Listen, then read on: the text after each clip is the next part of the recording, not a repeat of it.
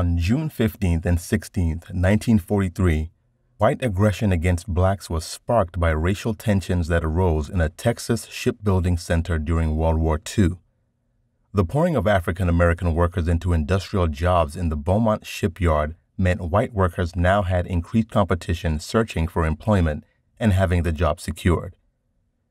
It was a situation the whites had become scornful of, and so when rumors spread that a black male had raped a white woman, disgruntled white people felt the time was right to teach the N-words a lesson.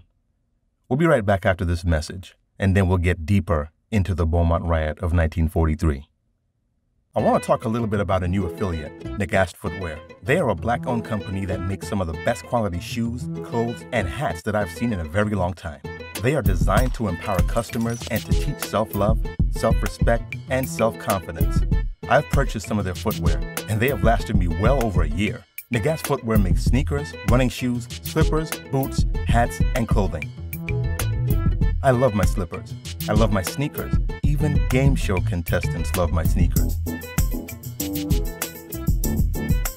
Click my affiliate link below to visit their site to browse and to shop. Every purchase helps me grow this platform.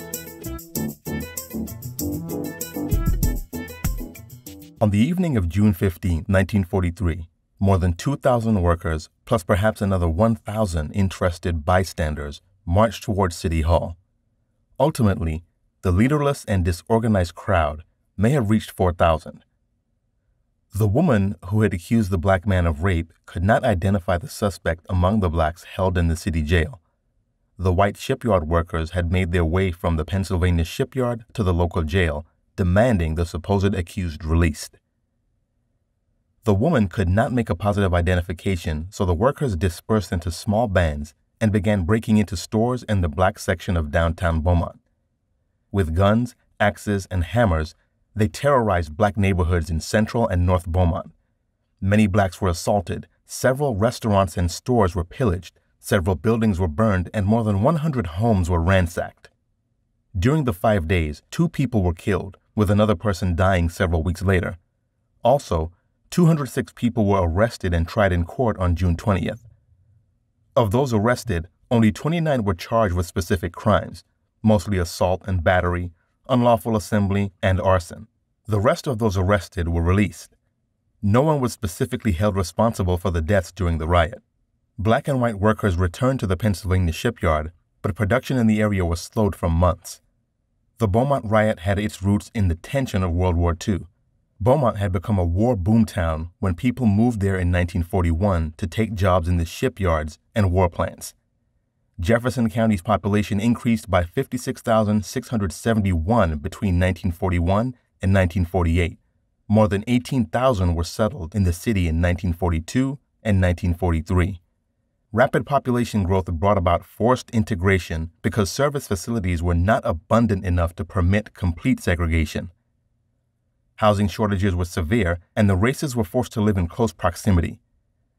In the factories, blacks began to have access to semi-skilled and skilled jobs, which put them in competition with white workers. Tensions between whites and blacks were severe enough that early in June 1943, separate commuter transportation had been put into service to end racial violence on overcrowded buses. In addition to these factors, a chapter of the Ku Klux Klan was active in the city and was planning to host a regional convention of the Klan on June 29th.